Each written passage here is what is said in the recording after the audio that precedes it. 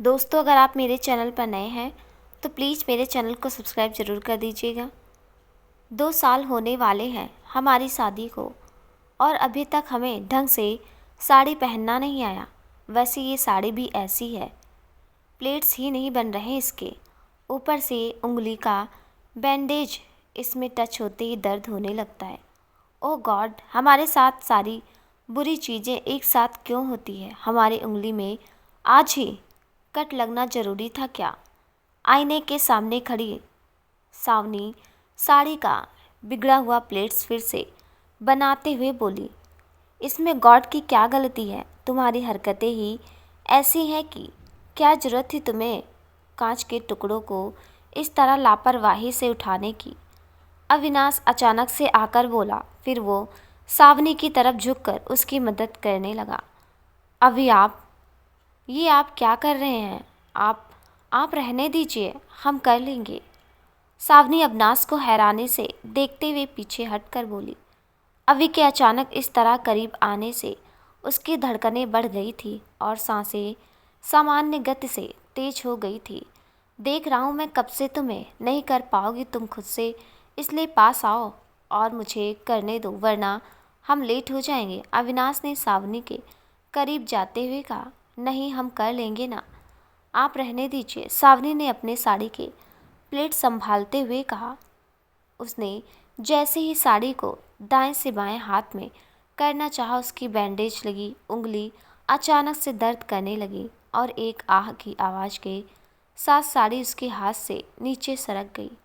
मैं कर देता हूँ ना, बात क्यों नहीं मान रही हो तुम?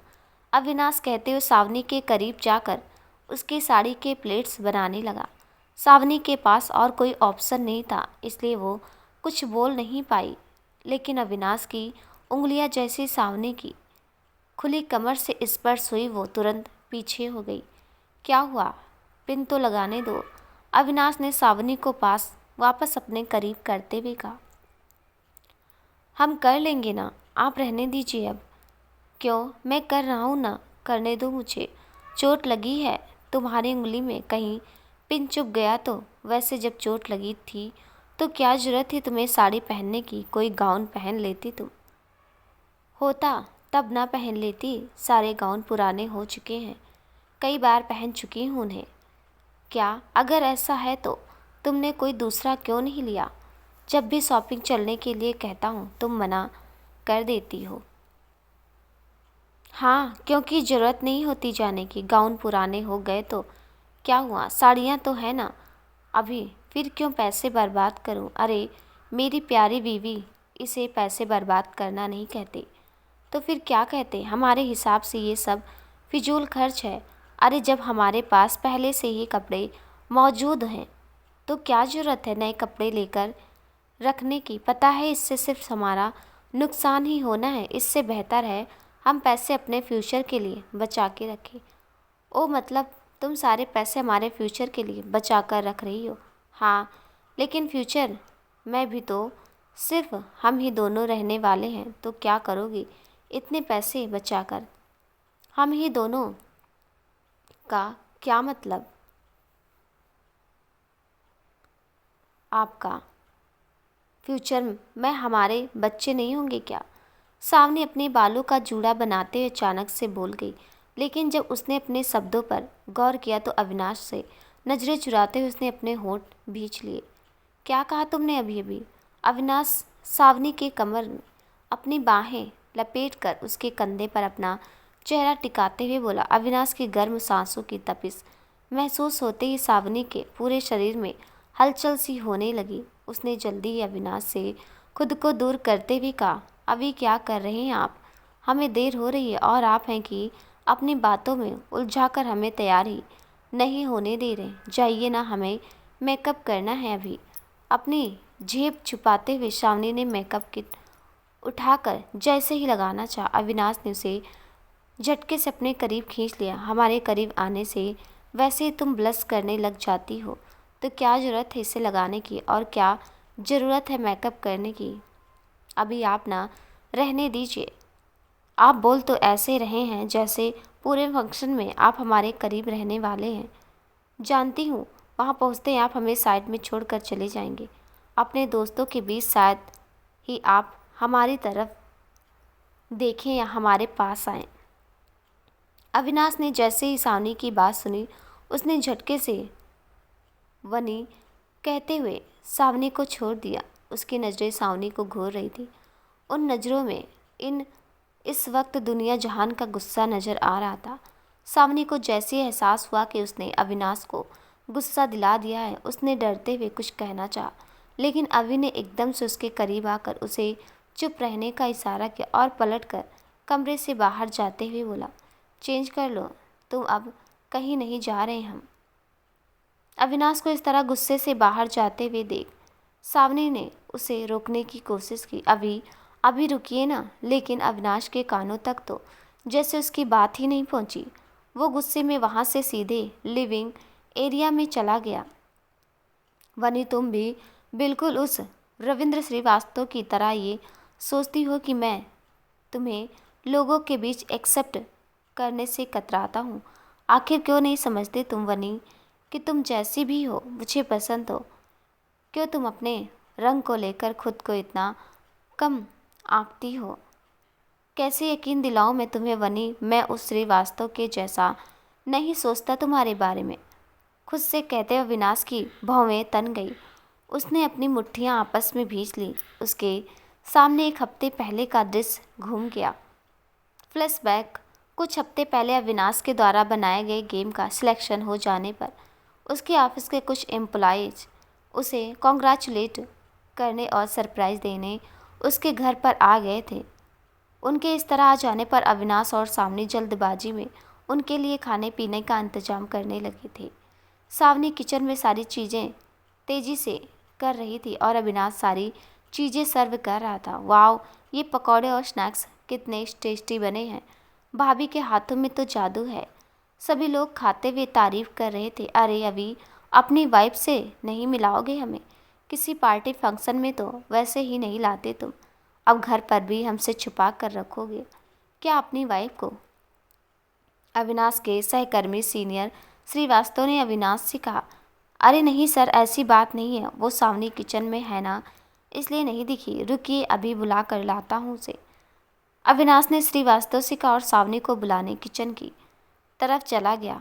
आपने हालत देखी है मेरी, इस हाल में कैसे मैं उन सबके सामने जाऊं? सावनी ने खुद के कपड़ों की तरफ इशारा करते हुए अविनाश से कहा, जो जल्दबाजी किचन में काम करने की वजह से हल्के गंदे नज़र आ रहे थे। कोई बात नहीं, वो इतना ध्यान नहीं देंगे, ज़्यादा मत सोचो तुम।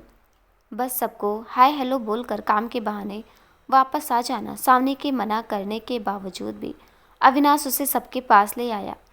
सावनी ने मुस्कुराते सबको नमस्ते किया और लोगों के पूछने पर उनके सवालों का जवाब देने लगी। वो लोगों की नज़रें खुद पर भांपते हुए वहाँ से जाना चाहती थी, लेकिन इस तरह लोगों को और उनके सवालों को इग्नोर करके वो जा नहीं पा रही थी और लोगों के सवाल खत्म होने के नाम ही नहीं ले रहे थे। सवालों के साथ साथ उनकी नज़रें सावनी के रंग रूप और उसके कपड़ों को घूरते हुए उसके तंग कर रही थी। अविनाश को जैसे ही इस बात का एहसास हुआ, उसने बहाने से सावनी को किचन में भेज दिया और खुद उन सबके लिए कोल्ड ड्रिंक्स लेने उसके पीछे पीछे चला गया। सावनी के जाते ही वो सभी लोग आपस में बातें कर रहे थे। मिस्टर अविनाश कितने हैंडसम और गुड लुकिंग है और इनकी वाइफ इतनी साधारण सी, रंग भी सांवला और लगता है ज़्यादा पढ़ी लिखी नहीं है। हाँ लगता है, ड्रेसिंग सेंस भी नहीं है, कैसे बेतरीब से कपड़े पहने हो हमारे सामने चली आई। कपड़े में कोई बुराई नहीं थी यार, बस सामने लोगों पर काला रंग नहीं खिलता ना, इसलिए हम लोगों को लग रहा है ऐसा। अब समझ में आया अविनाश क्यों किसी फंक्शन में अपनी वाइफ को नहीं लाते। कहाँ वो और कहाँ ये, बिल्कुल भी मैच नहीं है दोनों की। पता नहीं अविनाश ने कैसे सांवले रंग की लड़की से शादी कर ली। कोल्ड ड्रिंक्स लेकर आ रहे अविनाश के कानों में जैसे श्रीवास्तव की बात पड़ी, उसकी भौएं अचानक से तन गई। उसके चेहरे पर अचानक के गुस्से का भाव उभर आया था, लेकिन उसने खुद के गुस्से पर काबू करते हुए उन्हें कोल्ड ड्रिंक सर्व करने लगा। उस दिन अविनाश को एहसास हुआ कि आखिर क्यों सावनी कहीं भी उसके साथ नहीं जाना चाहती। क्यों वो अक्सर भीड़ भाड़ वाली जगहों पर अविनाश से दूरियां बनाकर चलती है। शायद इसलिए क्योंकि वो नहीं चाहती लोग अविनाश और उसके रिश्ते को लेकर मजाक बनाएं। उसने बातों ही बातों में सावनी से सच जानने की कोशिश की थी और उस दिन अविनाश सावनी के उन दर्द भरे एहसासों से रूबरू हुआ था जो सावनी बचपन से सहती आ रही थी। वर्तमान सॉरी अभी, प्लीज़ माफ़ कर दीजिए हमें। सावनी की आवाज़ सुनते ही अविनाश वर्तमान में आया, लेकिन उसने सावनी की तरफ नजरें नहीं घुमाई। वो चुपचाप वहाँ से दूसरी तरफ जाने लगा, लेकिन अचानक सावनी की बाहों ने उसे पीछे से जकड़ लिया तो वो आगे नहीं बढ़ पाया। अभी प्लीज़ माफ़ कर दीजिए ना, हमारे कहने का मतलब वो बिल्कुल नहीं था जो आप समझ रहे हैं। हम तो बस ऐसे ही बोल रहे थे। मैंने देखा है अक्सर सभी हस्बैंड अपनी वाइफ को पार्टी में छोड़कर अपने दोस्तों से बातें करने लग जाते हैं और कुछ तो लड़कियों को ताड़ने लग जाते हैं। हम जानते हैं आप बिल्कुल भी ऐसे ही हैं। आप हमसे प्यार करते हैं और आप हमें बिल्कुल भी अकेला छोड़कर नहीं जाएंगे। माफ़ कर दीजिए ना हमें। देखिए हम कितनी मेहनत से तैयार हुए हैं। आज आंखों में काजल के साथ साथ आईलाइनर भी लगाया हुआ है।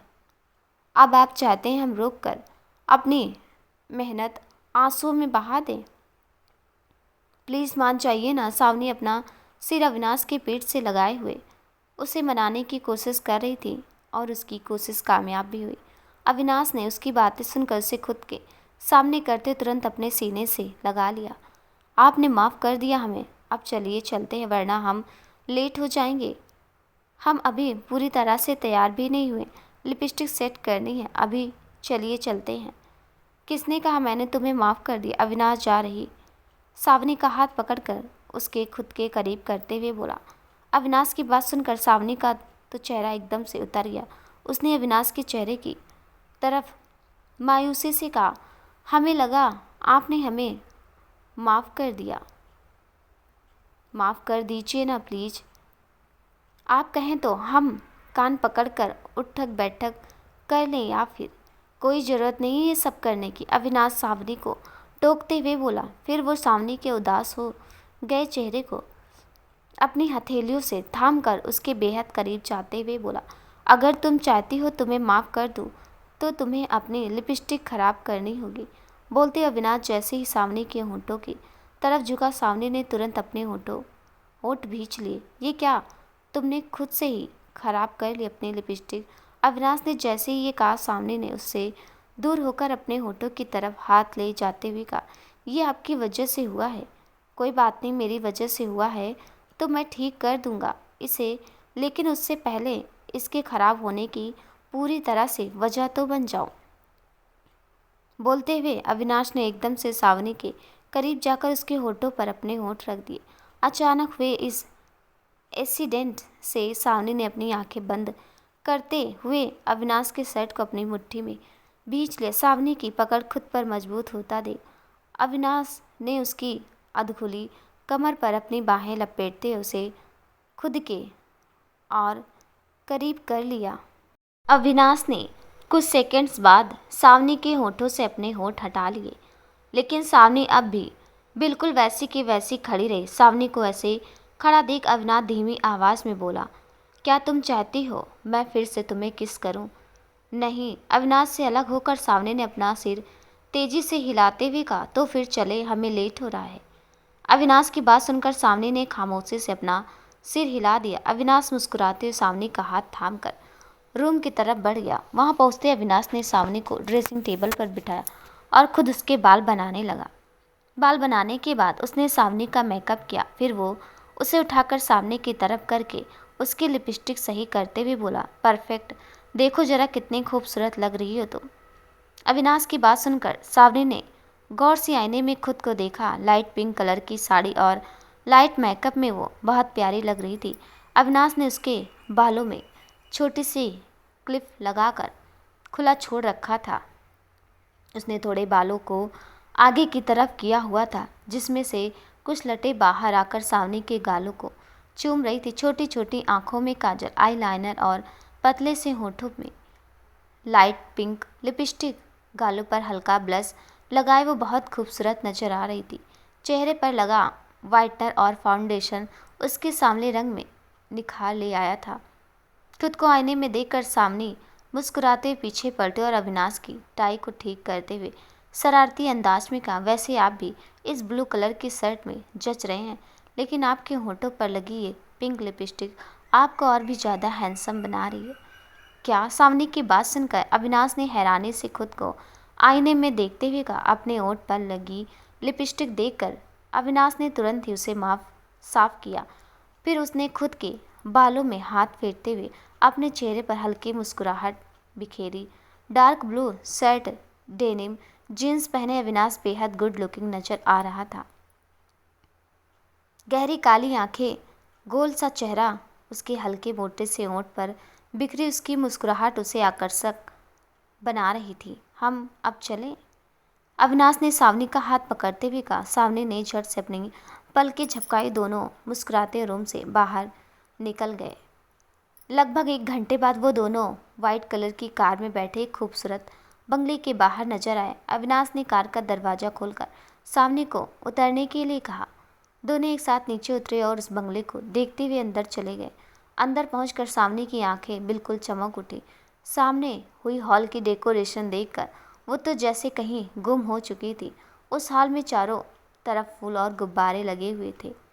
साथ ही साथ वहाँ बहुत सारी कलरफुल लाइट्स लगी हुई थी जो गहरी शाम को रंगीन बना रही थी। वहाँ के दृश्य को देखकर सावनी के चेहरे पर मुस्कुराहट फैली हुई थी, लेकिन जैसे जैसे भीड़ बढ़ती जा रही थी उसकी मुस्कुराहट गुम हो रही थी। क्या हुआ? तुम इतना घबरा क्यों रही हो? मैं हूं ना तुम्हारे साथ। अविनाश ने सावनी के चेहरे पर घबराहट देखकर उसके हाथ को मजबूती से पकड़ते हुए कहा। अविनाश की बात सुनकर सावनी की घबराहट थोड़ी कम हुई। चलो मैं तुम्हें कुछ लोगों से मिलाता हूँ, कहते हुए अविनाश सावनी को लेकर दाएं साइड पर खड़े कुछ लोगों के पास चला गया। वहाँ पर कुछ लेडीज खड़ी हुई थी। अविनाश उनके पास पहुँचते ही उन्हें ग्रीट करके सावनी से इंट्रोड्यूस कराने लगा। सावनी भी मुस्कुराते हैं उन सबसे बातें करने लगी। बातों ही बातों में पता चला वो सब अविनाश के साथ उसके ऑफिस में काम करती हैं। अविनाश वहाँ मौजूद कुछ लोगों की तरफ बढ़ गया। जाते जाते उसने सावनी को पास में होने का इशारा किया। सावनी ने मुस्कुराते अपना सिर हिला दिया और वापस उन सब से बात करने लगी। उसी वक्त सावनी की नज़र सामने पड़ी जहाँ से एक कपल चलते हुए उन सबके पास आ रहे थे। सावनी को वो कुछ जाने पहचाने से लग रहे थे। वो उनका चेहरा गौर से देखते हुए उन्हें पहचानने की कोशिश कर रही थी। तभी वो कपल उनके सामने आकर खड़े हुए। सावनी अब भी उन्हें देखे जा रही थी। हे सावनी, कैसी हो तुम? पहचाना मुझे? मैं मयंक शर्मा, सामने खड़े लड़के ने कहा। तो सावनी हैरानी से उसे देखते हुए बोली, मयंक तुम इतने बदल गए हो, हम तो तुम्हें पहचान ही नहीं पाए। पहचान तो मैं भी तुम्हें नहीं पाई सावनी, उस लड़के के साथ खड़ी लड़के ने सावनी को गौर से देखते हुए कहा। तो सावनी हैरानी से उसकी तरफ देखते हुए बोली, तुम? मैं माही शर्मा, उस लड़के ने जैसे ही कहा। सावनी हैरानी से उसके चेहरे की तरफ देखने लगी। उस लड़की के चेहरे के दाएं हिस्से पर मौजूद तमाम निशान देखकर सावनी अवाक सी उसे देख रही थी। अरे, तुमने इसे नहीं पहचाना? ये माही है जो हमारे साथ पढ़ती थी। ये अब मेरी वाइफ है, हमने शादी कर ली, मयंक ने मुस्कुराते हुए कहा। तो सावनी वापस से मयंक को देखने लगी। क्या तुम दोनों ने शादी कर ली? यकीन नहीं हो रहा। वैसे कब की तुम दोनों ने शादी? नेक्स्ट वीक 10th को 1 साल होने वाले हैं हमारी शादी को। वैसे तुम्हें देखकर लग रहा है तुम्हारी भी शादी हो गई। हाँ, वैसे तुम्हें यहाँ तान्या ने बुलाया है या शौर्य ने? क्या तुम उन दोनों के कांटेक्ट में थी? माही ने गंभीरतापूर्वक से पूछा। नहीं तो हम अपने हस्बैंड के साथ आए हैं और शौर्य या तान्या ने बुलाया है, ये तुम्हारा क्या मतलब? सावनी ने थोड़ी हैरानी जताते हुए पूछा। अरे, उन दोनों की आज रिसेप्शन पार्टी है ना, तो मुझे लगा उन्हीं ने तुम्हें इनवाइट किया होगा। वैसे तुम हमें अपने हस्बैंड से नहीं मिलाओगी, कहाँ हैं वो? माही ने अपने आसपास देखते हुए कहा। वो उस तरफ है, सावनी ने अविनाश की तरफ इशारा करके बताया। अविनाश जो सावनी को उन दोनों से बातें करते हुए नोटिस कर रहा था, सावनी से नज़र मिलते ही वो तुरंत उसके पास नज़दीक चला आया। अविनाश, इनसे मिलिए, हमारे फ्रेंड हैं।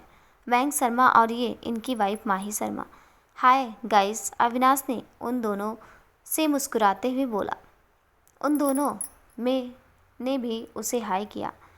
वनी, क्या तुम 2 मिनट के लिए मेरे साथ चल सकती हो? मुझे तुम्हें अपने गेम के स्पॉन्सर मिस्टर रजत सिन्हा से मिलाना है, वो तुम्हारे बारे में पूछ रहे थे। हाँ, सावनी ने अविनाश से कहा। फिर वो मयंक की तरफ देखते हुए बोली, थोड़ी देर में आकर मिलती हूँ तुमसे। ओके, मिलना ज़रूर, हम यहीं मिलेंगे। मयंक ने मुस्कुराते हुए कहा। हाँ ज़रूर मिलोगी, सावनी कहकर अविनाश के साथ ही आगे बढ़ गई। तुमने पहले कभी नहीं बताया मुझे अपने दोस्तों के बारे में, बताने जैसा कुछ था ही नहीं। क्या मतलब? कुछ नहीं। वैसे रजत सर हमसे क्यों मिलना चाहते हैं? वो दरअसल उन्हें लगता है मैं पार्टी में अकेले आ गया हूँ, तुम्हें लेकर नहीं आया, इसलिए मैं तुम्हें उन्हें दिखाने ले जा रहा हूँ। तुम मेरे साथ कहीं जाती नहीं हो तो सबको लगता है मैं तुम्हें लेकर जाना नहीं चाहता। पता है, जब रजत सर ऑफिस में सबको अपने बेटे शौर्य के रिसेप्शन पार्टी के लिए विद फैमिली इनवाइट कर रहे थे तो सब कहने लगे अविनाश तो हमेशा ही अकेले ही आएगा। उस वक्त रजत सर लगभग आदेश देते हुए बोले, खबरदार, जो तुम अकेले आए अपनी फैमिली के साथ ही आना। और अभी जब उन्होंने मुझे अकेला देखा तो उन्हें लगा मैं अकेला ही आया हूँ। आपस में बातें करते हुए कब सावनी और अविनाश रजत सिन्हा के पास पहुँच गए उन्हें पता ही नहीं चला। Hello sir, meet my wife Savani. Hello Savani, कैसी हैं आप? ने सावनी से पूछा। हेलो सर, हम ठीक हैं, आप कैसे हैं? मैं भी ठीक हूँ, रजत शर्मा ने मुस्कुराते हुए कहा। Okay, enjoy the party guys, मुझे कुछ अनाउंस करना है, मैं थोड़ी देर में आया। ओके सर, अविनाश के साथ साथ वहाँ मौजूद अन्य लोगों ने भी कहा। रजत सिन्हा वहाँ से जाकर सामने की तरफ खड़े हो गए। उन्होंने सामने खड़े एक व्यक्ति की तरफ कुछ इशारा किया तो वो व्यक्ति दूसरी तरफ से उन्हें एक माइक ला कर दिए गया। हेलो गाइस, जैसा कि आप सब जानते हैं आज की पार्टी मैंने अपने बेटे की शादी की खुशी में रखी है, लेकिन ये पार्टी महज उसकी रिसेप्शन पार्टी नहीं बल्कि अपने करियर की शुरुआत के लिए भी। आज मैं आप सबके सामने अपने बेटे शौर्य सिन्हा को ऑफिस का न्यू डायरेक्टर नियुक्त करना चाहता हूँ और साथ ही साथ अपनी बहू तान्या सिन्हा को ऑफिस का न्यू चेयरपर्सन जानता हूँ। आप सब में से बहुत कम ही लोग मेरे बेटे के बारे में जानते होंगे और बहू को तो शायद ही। जैसे ही कि अब कल से आप लोगों को उनके बीच काम करना है, इसलिए मैं चाहूँगा आप उन दोनों से मिलकर बातें कर लें, रजत सिन्हा ने कहते हुए सीढ़ियों की तरफ इशारा किया। सीढ़ियों से एक खूबसूरत कपल उन सबके बीच चलकर आ रहे थे। आते ही उन्होंने सबको ग्रीट किया। उसके बाद उन्होंने सामने रखा केक काट किया। उनके केक कट करते ही पूरा हॉल तालियों से की गड़गड़ाहट से गूंज उठा। केक कट करने के बाद शौर्य अपनी वाइफ तान्या के लोगों के बीच पहुंचकर बातें करने लगा। हे शौर्य, तुम सावनी से मिले या नहीं? मैग ने पीछे से आकर कहा। कौन सावनी? शौर्य ने सोचते हुए पूछा। जो हमारे साथ पढ़ती थी वो सावनी, यार देख उधर खड़ी है। मैंग सावनी की तरफ इशारा करते हुए बोला। शौर्य और तान्या ने उस तरफ देखा मगर उन्हें सावनी का चेहरा क्लियर नहीं दिखा। चलो वहाँ चलकर देखते हैं, तान्या ने आगे बढ़ते हुए कहा। हाँ चलते हैं, उस तरह पापा भी हैं और मुझे किसी शख्स से मिलाना चाहते हैं, शौर्य ने तान्या के साथ चलते हुए कहा। उन दोनों को जाता देख मैंक और माही भी उनके पीछे चल पड़े। है शौर्य, अच्छा हुआ तुम यहाँ आ गए, मैं भी तुम्हें बुलाने वाला था। देखो यहाँ पर ऑफिस के सभी खास लोग मौजूद हैं, तुम इन सबसे मिल लो और जिनसे मैं तुम्हें मिलाने वाला हूँ वो भी यही हैं, the running game maker Avinash. Rajat Sinha ने अविनाश और शौर्य को एक दूसरे से मिलाते हुए कहा। हे शावनी, शौर्य को भी नहीं पहचाना क्या तुमने? माही ने शरारती मुस्कुराहट अपने चेहरे पर लाते हुए कहा तो सावनी जो शौर्य को पहचानने के बाद दूसरी तरफ अपनी नजरें किए खड़ी थी। उसने उन सब की तरफ देखते हुए कहा, नहीं ऐसा नहीं है, हम पहचान गए थे लेकिन सब आपस में बात कर रहे थे तो हमने कुछ कहा नहीं। हाय सावनी, कितनी चेंज हो गई हो तुम? तान्या ने सावनी की तरफ हाथ बढ़ाते हुए कहा। हाय सावनी। सावनी ने बिना किसी भाव के तान्या की तरफ अपना हाथ बढ़ा दिया। ओए, तू कुछ नहीं बोलेगा क्या? शौर्य ने, जो सावनी को देखने के बाद कहीं गुम सा था। मैं की आवाज़ सुनकर वो सेंस में आते हुए बोला। हे गाइस, ये सच में सावनी ही है ना? Looking so beautiful now. सौर्य ने श्रावणी को देखते हुए जैसे ही कहा, तान्या ने उसके हाथ पर अपनी पकड़ कस ली। हाँ यार, बहुत चेंज हो गई है ये, मैं तो पहचान ही नहीं पाई थी। पता नहीं मैं कैसे पहचान गया। क्या तुम मिस्टर सौर्य को भी जानती हो? अविनाश ने श्रावणी के पास जाकर पूछा। हाँ, ये मैंग के फ्रेंड है, हम चारों एक साथ कॉलेज में पढ़ते थे। ओह, मतलब ये सब तुम्हारे फ्रेंड्स हैं? ओके, तो तुम अपने फ्रेंड से बातें करो, मैं थोड़ी देर में आता हूँ, अविनाश ने मुस्कुराते हुए कहा। नहीं, आप यहीं रुकिए ना, श्रावणी ने अविनाश का हाथ पकड़ते हुए कहा। अविनाश ने एक नज़र श्रावणी की तरफ देखा, फिर वो बिना कुछ बोले उसके पास ही रुक गया। उन दोनों को देखकर तान्या और सौर की सवालिया नज़रें उन्हीं पर टिकी हुई थी। हस्बैंड है उसके? मैक ने धीमी आवाज़ में तान्या और सौर्य से कहा तो उन दोनों की आंखें हैरानी से बड़ी हो गई। Sir, dinner is ready now, एक वेटर ने रजत सिन्हा से आकर कहा तो वो वहाँ मौजूद सभी लोगों को फूड स्टॉल की तरफ चलने के लिए बोले। पार्टी में मौजूद सभी लोग आपस में बातें करते हुए उस तरफ जाने लगे। अभी हम घर कब जाएंगे? श्रावणी ने अचानक अविनाश से पूछा। डिनर करने के बाद। क्यों, क्या हुआ, कोई प्रॉब्लम है क्या? नहीं, कोई प्रॉब्लम नहीं है, बस हमें अच्छा नहीं लग रहा है यहाँ। ऐसा क्यों? तुम्हें तो खुश होना चाहिए इतने दिनों बाद अपने फ्रेंड से मिलकर। लेकिन हमें बिल्कुल भी अच्छा नहीं लग रहा। लेकिन क्यों? आपको कुछ याद ही नहीं रहता? हमें बात ही नहीं करनी आपसे? श्रावणी अविनाश से अपनी हाथ छुड़ाते हुए नाराज़गी से बोलकर आगे बढ़ गई। देखो, तुम बिना वजह मुझसे नाराज़ नहीं हो सकती। क्यों नहीं हो सकते? हो सकते हैं हम नाराज़। ठीक है, हो जाना, मगर डिनर करने के बाद। अविनाश श्रावणी का हाथ वापस पकड़ते हुए बोला। How sweet together. मैग ने उन दोनों की नोक-झोंक देखकर मुस्कुराते हुए बोला। हाँ, बहुत प्यारी जोड़ी है दोनों की, माही मैग का हाथ थामते हुए बोली। उन दोनों की बातें सुनकर तान्या सौर्य का हाथ पकड़कर उन दोनों के पास आकर बोली। क्या बात है, बड़े स्वीट और प्यारे लग रहे हैं वो दोनों। हमारे बारे में तो कभी कुछ ऐसा नहीं कहा तुम दोनों ने। क्या करें, हमें झूठ बोलना नहीं आता। मैंक और माही एक साथ बोले और तेजी से फूड स्टॉल की तरफ बढ़ गए। यू टू, तान्या गुस्से से उन दोनों को जाते हुए देखकर बोली। तुम कहाँ गुम हो? शौर्य को खामोश देखकर तान्या ने उसे घूरते हुए पूछा। कहीं तो नहीं, चलो चलकर कुछ खाते हैं। शौर्य ने तान्या का हाथ छुड़ाकर आगे बढ़ते हुए कहा। तान्या बिना कुछ बोले खामोशी से अपना हाथ देखते हुए शौर्य के पीछे चली गई। हम डिनर कर चुके हैं, अब घर चलें? शौर्य की नज़रें खुद पर महसूस कर बेचैन हो रही श्रावणी ने अविनाश का हाथ टाइटली पकड़ते हुए कहा। श्रावणी के चेहरे पर इस तरह घबराहट के भाव देखकर अविनाश ने बगैर कोई सवाल के कहा। ओके, चलो, चलकर सभी को बाय बोलते हैं, फिर चलते हैं। ओके, श्रावणी ने मुस्कुराते हुए कहा। दोनों ने एक साथ सबको बाय किया और वहाँ से तुरंत पार्किंग एरिया में चले आए। तुम ठीक तो हो ना? कार में बैठने के बाद अविनाश ने श्रावणी का हाथ थामते हुए कहा। हाँ, लेकिन पता नहीं क्यों अजीब सी बेचैनी हो रही है और चक्कर के साथ साथ वोमिटिंग होने वाली फीलिंग आ रही है। रिलैक्स, हम डॉक्टर के पास चलते हैं। नहीं, कोई बड़ी बात नहीं, हम घर चलते हैं ना, प्लीज़। ओके कहकर अविनाश ने कार स्टार्ट की तो श्रावणी ने अपनी आंखें बंद करके अपना सिर अविनाश के कंधे पर टिका लिया। 1 घंटे बाद वो अपने घर पर थे। घर पहुंचते ही श्रावणी किचन की तरफ जाने लगी तो अविनाश ने उसे रोकते हुए पूछा। कहाँ जा रही हो तुम? कुछ चाहिए क्या तुम्हें? हाँ, वो नींबू पानी। ठीक है, तुम जाकर चेंज कर लो, मैं रूम में लेकर आता हूँ। लेकिन हम खुद से? कहाँ ना, मैं ले आऊँगा। अब तुम खुद से ही जा रही हो या मैं तुम्हें उठाकर ले चलूँ? अविनाश ने जैसे श्रावणी की तरफ बढ़ते हुए कहा, वो झट से अपने रूम की तरफ भाग गई। उसके जाते अविनाश मुस्कुराते हुए किचन की तरफ बढ़ गया। श्रावणी चेंज करके अपने बेड पर लेट गई। थोड़ी देर बाद अविनाश रूम में नींबू पानी लेकर आया। श्रावणी उसे देखते ही तुरंत उठकर बैठ गई। उसने झट से अविनाश से नींबू पानी लेकर पी लिया। अब कैसा लग रहा है तुम्हें? अविनाश ने श्रावणी के पास बैठते हुए बोला। अब कुछ बेटर लग रहा है, डोंट वरी, आप जाकर चेंज कर लीजिए। श्रावणी ने हल्की मुस्कुराहट अपने चेहरे पर लाते हुए कहा। अविनाश ने अपना सिर हिलाया और कबर्ड से कपड़े लेकर वो चेंज करने चला गया। जब वो वापस आया तो अपनी आंखें बंद किए बेड पर लेटी हुई थी श्रावणी। अविनाश उसे देखकर बेड की तरफ बढ़ गया। बेड पर बैठते हुए उसने साइड टेबल पर रखे हुए अपने फ़ोन को उठाकर देखा तो उस पर कई मैसेजेस आए हुए थे। मैसेज देखते ही अविनाश के चेहरे पर परेशानी के भाव उभर आए। उसने श्रावणी को सोता देखकर उसे ब्लैंकेट से कवर किया और वहाँ से तुरंत लिविंग एरिया की तरफ चला गया। उसके जाते सामने ने अपनी आंखें खोली और बेड से उठकर वो कबर्ड की दूसरी तरफ बढ़ गई।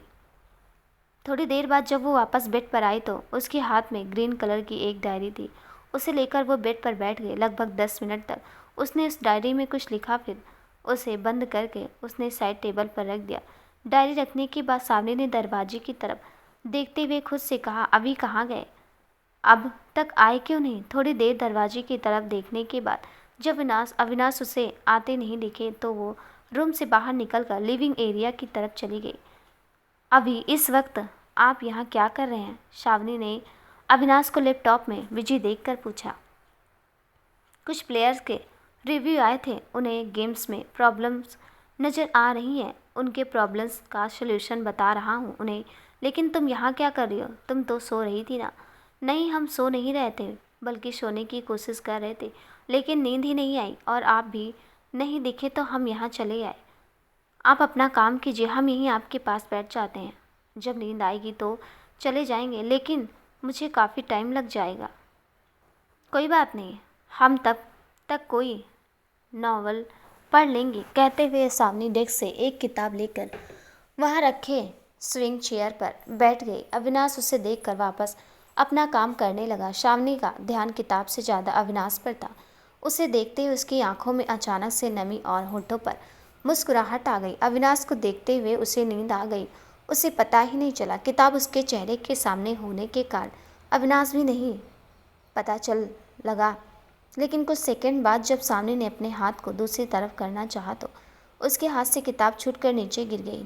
गिरने की आवाज़ सुनकर अविनाश ने सावनी की तरफ देखा। सावनी को उस तरह चेयर पर सोता देख वो तुरंत लैपटॉप बंद करके उसके पीछे पास चला आया। पास आकर उसने सबसे पहले सावनी का चेहरा पर आ रहे बालों को पीछे की तरफ किया, फिर उसका हाथ पकड़कर वो कुछ पल यूं ही उसके चेहरे को देखने लगा।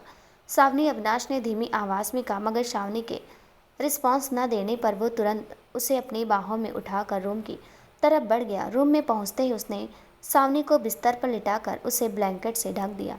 कुछ ही देर में सावनी के बालों को सहलाने के बाद वो लाइट्स ऑफ करने के लिए जैसे ही बेड से उठा, अचानक उसका हाथ साइड टेबल पर लगा उस पर रखी डायरी नीचे गिर गई। अविनाश ने आगे बढ़कर तुरंत वो डायरी उठा ली। डायरी खुली होने के कारण रूम में चल रहे पंखे की हवा उसके पन्ने फड़फड़ाने लगे। फड़फड़ा रहा है उन पन्नों को संभाल कर अविनाश ने वो डायरी साइड टेबल पर रखनी चाहे तो उसकी नज़र डायरी के कवर पेज पर चली गई, जिस पर लिखा हुआ था, मेरी कहानी मेरी जुबानी। उसे देखते ही पता नहीं अविनाश को क्या सूझा। उसने डायरी खोलकर पढ़ना चाहा। उसके मन में पहले तो ख्याल आया ना पढ़ने का, मगर पूरा नहीं पढ़ूंगा कहकर उसने वो ख्याल तुरंत ही झटक दिया। वो डायरी पढ़नी शुरू कर दी। आज कॉलेज का पहला दिन था। बहुत खुश और एक्साइटेड थे हम कॉलेज जाने के लिए, मगर जब कॉलेज पहुँचे तो सारी खुशी और सारी एक्साइटमेंट में आंसुओं में तब्दील हो गई। हमारी स्कूल फ्रेंड माही ने हमें किसी अजनबी की तरह इग्नोर कर दिया। वजह छोटी थी, लेकिन कभी छोटी सी वजह भी हमें ज़्यादा हर्ट कर जाती है। मन तो कर रहा था उसी वक्त घर वापस आ जाऊं, लेकिन फिर ख्याल आया ये तो अब रोज़ झेलना है। अगर अभी से हार मान गई तो आगे कैसे झेलूंगी। फिर किसी तरह खुद को संभाला और रुक गई। अपने सारे सब्जेक्ट्स की क्लास अटेंड की और घर वापस आ गई। घर वापस आते ही पड़ोस की आंटी से पता चला कि माँ की अचानक तबीयत खराब हो जाने की वजह से पापा उन्हें हॉस्पिटल लेकर गए हैं। ये पता चलते ही मन किया बस चीख चीख कर रो दूँ। पता नहीं क्यों बचपन से जब भी हमें माँ के कंधे की ज़रूरत होती है वो हमारे पास नहीं होती। अगर होती भी है तो उनके कंधे पर चाहते हुए भी सिर नहीं रख पाते हम, क्योंकि वो खुद तकलीफ़ में रहती हैं। फिर हम अपनी परेशानी उन्हें बताकर और तकलीफ़ नहीं देना चाहते, इसलिए आज तुमसे अपनी बातें शेयर कर रहे हैं। हालांकि ये पहली बार है जब तुमसे कुछ शेयर कर रहे हैं। वैसे तो पहले भी कई बार मन किया, लेकिन आज कुछ ज़्यादा ही अकेला फील कर रहे हैं हम।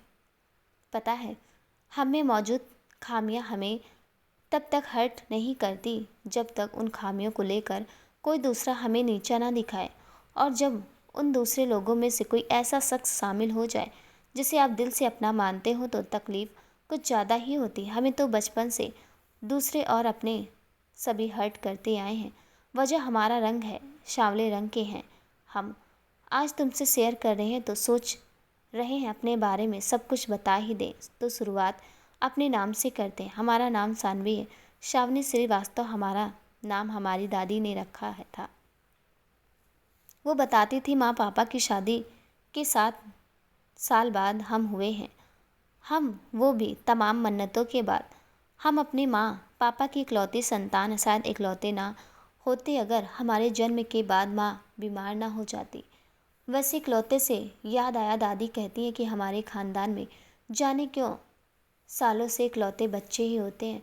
जैसे तुम्हारे पापा इकलौते हैं और उनके पापा भी इकलौते थे, वैसे हम और दूसरी माँ भी इकलौती, तुम्हारी माँ भी इकलौती हैं और तुम भी इकलौती।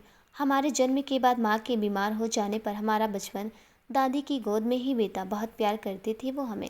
उन्हीं ने हमारा नाम रखा शावनी रखा। दरअसल हम सावन के महीने में हुए थे, इसलिए दादी हमारा नाम श्रावणी रखना चाहती थी, लेकिन वो स्रा का उच्चारण मुश्किल से कर पाती थी।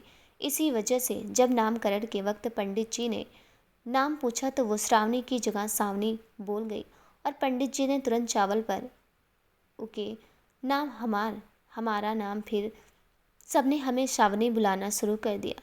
हमारे घर में दादी पापा और माँ हम रहते थे। पापा लेक्चरर थे, माँ हाउसवाइफ और दादी भी हाउसवाइफ ही थी। पापा गंभीर इंसान थे और माँ अपनी बीमारी की वजह से चिड़चिड़ी हो गई थी, इसलिए हम बचपन से अपनी दादी के ज़्यादा करीब थे। पापा के गंभीर मिजाज के होने के कारण हम उनसे अक्सर दूर दूर ही रहते थे। बस स्टडी से रिलेटिव कुछ पूछना होता था तभी उनसे बोलते थे, या फिर काम की वजह से माँ से भी कम ही बोलते थे और दादी से बहुत ज़्यादा बोलते थे। तभी तो उनके जाने के बाद बिल्कुल अकेले से हो गए हैं हम। इंटर में थे जब हमारी दादी की डेथ हुई। उनके जाने के गम में ही हम इंटर में बस पासिंग मार्क ला पाए थे। माँ की तबीयत भी उस वक्त बहुत ज़्यादा ही ख़राब हो गई थी। हमने कितनी बार पापा से पूछा माँ को क्या हुआ, लेकिन उन्होंने बताया ही नहीं। दादी कहती थी शादी के 5 साल बाद भी जब माँ को बच्चे नहीं हो रहे थे तो वो बहुत ज़्यादा परेशान रहने लगी। उन्होंने चिंता में अपना शरीर जलाना शुरू कर दिया और जब हम हुए तो बहुत ज़्यादा वीक हो गई और बीमार रहने लगी। लेकिन हमारे होने की खुशी ने उन्हें ठीक कर दिया, लेकिन उनके मिजाज में परिवर्तन आ चुका था। वो बहुत ज़्यादा गुस्से वाली और चिड़चिड़ी हो गई थी। हाई स्कूल में थे हम जब माँ को अचानक से सिर दर्द होने लगा। पहले तो उन्हें दर्द की दवा खा खा कर इग्नोर किया, लेकिन जब बहुत दर्द बर्दाश्त नहीं करना मुश्किल हो गया तो डॉक्टर को दिखाया। उस दिन से उनकी दवा शुरू हो गई और घर के आधे काम की जिम्मेदारी हमारे सर पर आ गई, क्योंकि दादी भी उस वक्त उम्र के आखिरी पड़ाव में थी। उनकी भी तबीयत अक्सर ख़राब हो जाया करती थी। जब से माँ डॉक्टर को दिखाकर आई थी, घर में अलग ही टेंशन का माहौल बना हुआ था।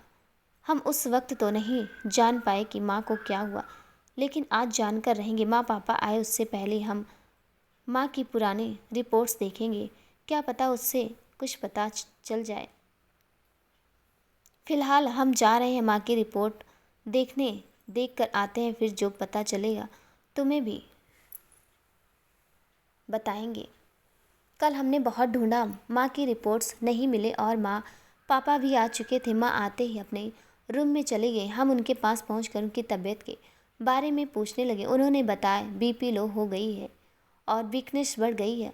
उनकी बातों पर हमें हमेशा की तरह यकीन नहीं हुआ, लेकिन हम उन्हें परेशान नहीं करना चाहते थे। वो वैसे तकलीफ़ में थी। हमने उन्हें आराम करने के लिए कहा और डिनर तैयार करने चले गए थे। आज हम कॉलेज भी नहीं गए क्योंकि माँ पापा किसी काम से नानी के घर गए हुए थे। वैसे कॉलेज जाने का हमारा मन नहीं था, लेकिन हमें एक बात समझ नहीं आ रही, नाना नानी तो अब रहे नहीं, फिर माँ पापा वहाँ क्यों गए हैं। एक तो माँ पापा कभी सवालों का सही जवाब से नहीं देते। खैर, अब हम जाकर थोड़ी पढ़ाई कर लेते हैं, फिर मिलते हैं तुमसे। कभी कभी एक साथ मन में कई सवाल उठते हैं जिनका जवाब मिलता ही नहीं। मिलती है बस खामोशी और दिल को तसल्ली देने के लिए कुछ अल्फाज। आज कॉलेज गए थे हमें पता नहीं था आज कॉलेज में फ्रेंड्स के लिए पार्टी रखी है, फ्रेशर्स के लिए पार्टी रखी है। जब वहाँ पहुँचे तब समझ में आया सब हमें अजीब नज़रों से घूर रहे थे। शायद हमारे कपड़ों की वजह से कॉलेज में मौजूद सभी लोगों ने पार्टी के हिसाब से कपड़े पहन रखे थे और हमने एक सिंपल सा पिंक कलर का सूट। सीनियर और जूनियर सभी मौजूद थे वहाँ।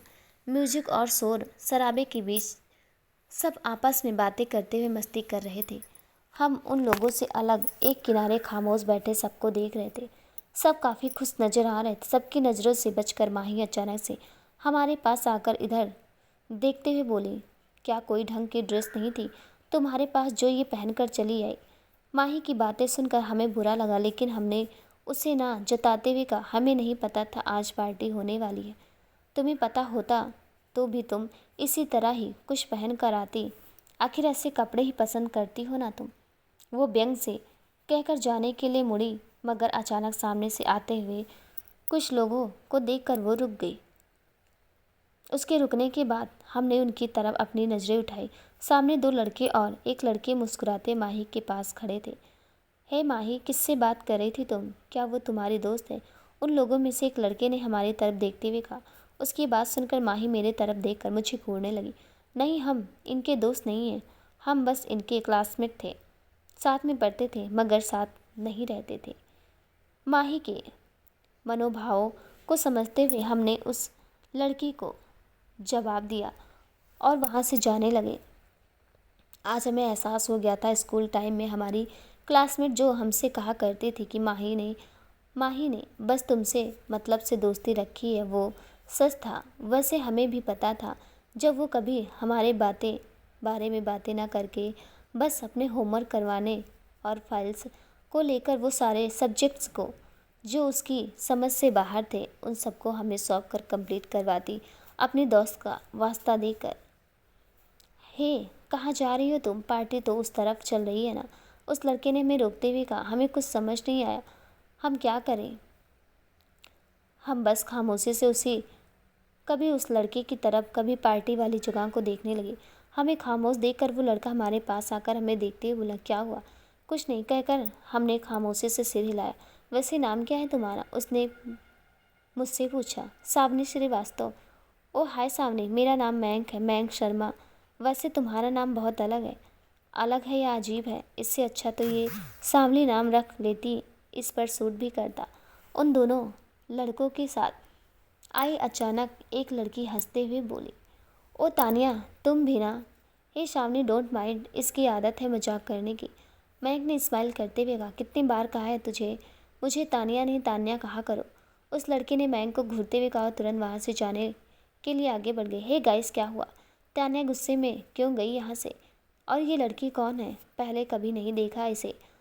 दूसरा लड़का जो कानों में ब्लूटूथ लगाए किसी से बात कर रहा था मयंक के पास आते हुए बोला, कुछ नहीं हुआ यार, तानिया बुला दिया फिर से। खैर छोड़, इनसे मिलो, ये हैं सावनी श्रीवास्तव। हम लोगों की तरह न्यू एडमिशन लिया है इन्होंने, लेकिन लगता है कॉलेज काफ़ी लेट से ज्वाइन किया, इसलिए हम अभी तक मिले नहीं इनसे। मयंक उस लड़के को हमारे बारे में बताने के बाद हमें उसके बारे में बताने लगा। हे शावनी, ये है मेरा फ्रेंड शौर्य सिन्हा, और जो अभी अभी गई वो तान्या थी। माही शर्मा को तो तुम पहले से ही जानती हो। मयंक की बात सुनकर हमने शौर्य की तरफ ध्यान से देखकर हाय बोला। उसने भी बदले में हाय बोला। उसके हाय बोलने के तरीके से लग रहा था वो मेरे बारे में जानने में ज़रा भी इंटरेस्ट नहीं है। उसकी नज़रें बार बार उन तरफ जा रही थी जहाँ तान्या गई थी। ओके, अब हम चलते हैं, हमने मयंक से कहा और तेज़ी से वहाँ से गेट के बाहर चले आए।